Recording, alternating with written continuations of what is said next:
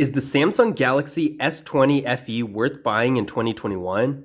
Well, in this video, we're going to find out. Hey everybody, this is Andre here covering for Kevin on the Kevin Breeze channel, and in this video, we're going to be taking a look at the Samsung Galaxy S20 FE. These days, you can find this phone unlocked for all major carriers. To get more information about this phone, be sure to check the link in the description. This link goes directly to Samsung's website, and they usually offer some great trade deals that you can't find anywhere else. Now, this phone was released in October of 2020, but what kind of value are we getting out of it today? Well, we're gonna find out. This phone has a 6.5-inch 120Hz Super AMOLED display with a resolution of 1080p and a PPI of 407.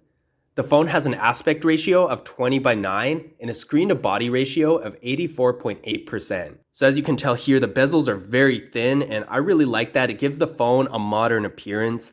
We also have a hole punch right here for the front-facing camera, and the camera is 32 megapixels, so a really powerful camera here, something that you would expect from a flagship phone like this. And I really like the design of the camera too. A lot of the older phones have water drop cameras, and this is definitely not that. I really like the design of the hole punch camera too. It gives it a really modern look that I think is going to age really well. Now this phone has 128 gigabytes of internal storage with micro SD card expansion, which is really good. It has a great amount of storage for everything you might need it for. In fact, looking at the entry-level iPhones, which are considerably more than this phone as well, the iPhone starts at 64 gigabytes of internal storage, and it doesn't have the option for micro SD card expansion. So with this phone, you're definitely getting a better value storage-wise.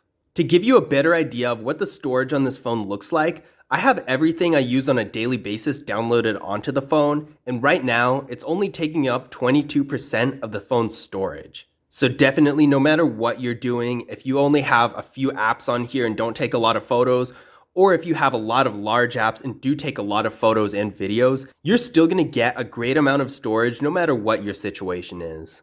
Even if you do run out of space, if you like to keep everything on your device, there is the option for micro SD card expansion if you do need it. Now this phone does support 15-watt wireless charging, which is great, definitely something you would expect from a flagship phone, and it also has a fingerprint scanner. I really like this location for the fingerprint scanner. I know a lot of phones like the Google Pixel have them on the back of the phone still, and then there are also phones like the iPhones that don't have fingerprint scanners at all. Let's go ahead and give it a try now.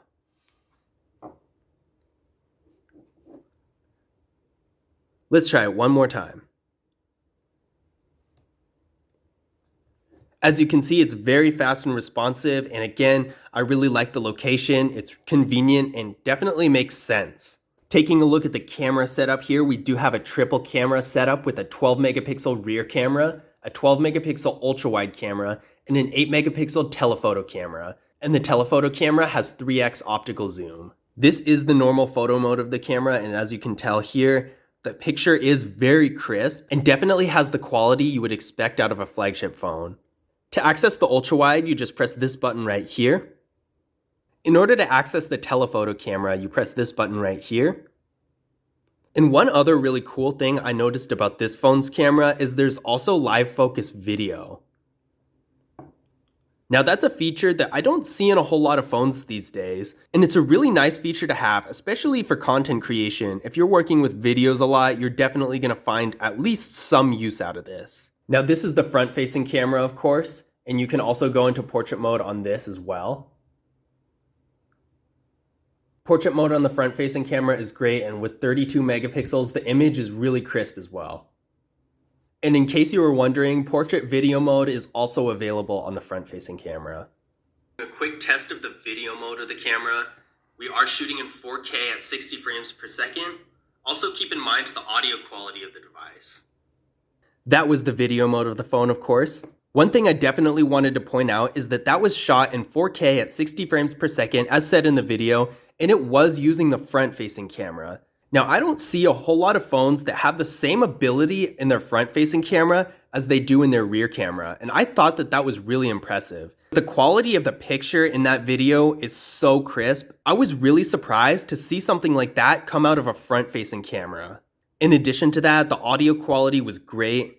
I personally don't really use headphones or speakers a whole lot when I'm consuming content from my phone, so I really value a high-quality phone speaker, and this phone definitely has that. Even as I turned up the volume during the video, the The audio didn't really get distorted or fuzzy. It still sounded really crisp without being too sharp, so I am definitely impressed by that. Now internally, we're getting 6GB of RAM with the Qualcomm Snapdragon 865 processor. So I ran a Geekbench 5 benchmark test on this phone, and it has a single core score of 590 and a multi-core score of 3219. So definitely high scores even for a flagship phone. With scores this high, you're very unlikely to have to worry about processing power for really anything. Whether you're just using the phone for basic activities, or if you're doing more high performance activities, this phone is going to have the processing power you need no matter what the situation is. Although it's great for any situation, I definitely would say if you're looking for a more high performance device to run apps that require a lot of processing power, then this phone is definitely a good option. Now, if your needs are more basic and don't really require a whole lot, and you don't think that's going to change anytime soon, then this might be a little more phone than you need. And in a case like that, it might not make a whole lot of sense for you to get a device that's this high end. Now that we've gone over some of the specs of the phone, let's take a closer look at the hardware. So up top, we have the slot for the SIM card and the micro SD card. And then our noise canceling microphone is right here. On the bottom, we have our microphone, a USB-C charging port, and the speaker. Not a whole lot going on the left side. It is really clean. I definitely must say I'm a big fan of the fact that there's no Bixby button. I know in the older Samsung flagship phones, the Bixby button was there, and a lot of smartphones these days, even the more high-end ones, do have some sort of button that's like a Bixby, Google Assistant, that sort of thing. And I really am not a fan of it at all. I think it's more of a nuisance than anything because for the people who don't use those things, they might accidentally press it and then it'll interrupt whatever they're doing. And now, in case you're wondering, in case you do use Bixby, it's just as easy to access. You just press and hold the home button and it'll come up.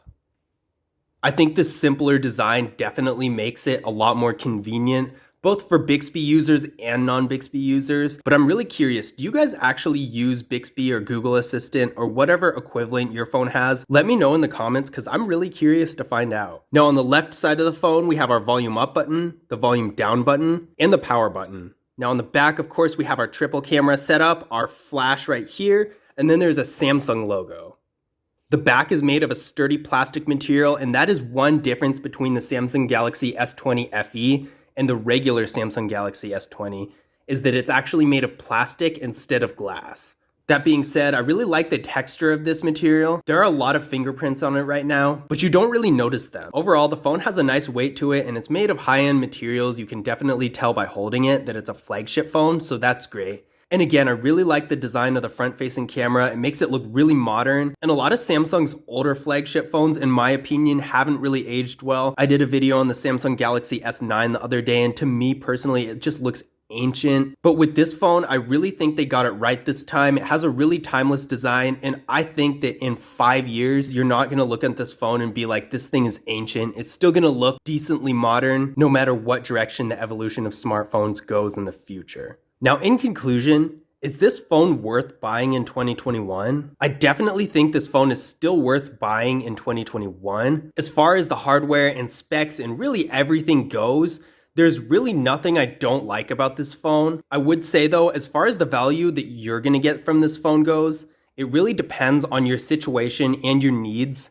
If you're really not going to be using the phone for very high-end activities and you're really just using it as a normal phone, I don't think you're going to get as much use and value out of this phone as you would if you're doing more high content consumption, maybe some video editing and that sort of stuff. Another thing to keep in mind is that although this phone is really great, it has all the features you might want and need for your daily activities, whether that's basic use or business use or whatever, this phone does have a successor, and that is the Samsung Galaxy S21. Now, if you're looking for something with the latest and greatest features, then this phone at this point might not be the one for you, and you might want to take a look at the S21. But at the same time, if you're just looking for a really high-end phone that can do everything that you need, then having a successor might actually make this phone provide even greater value to you, because in the smartphone world, prices are always going down as successors become available, and that might actually help you get a better deal on this phone. So all in all, no matter what your situation is, I definitely would say that this phone is absolutely still worth buying in 2021. Again, for more information about pricing, availability, and even about the phone itself, be sure to check the link in the description. It goes directly to Samsung's website,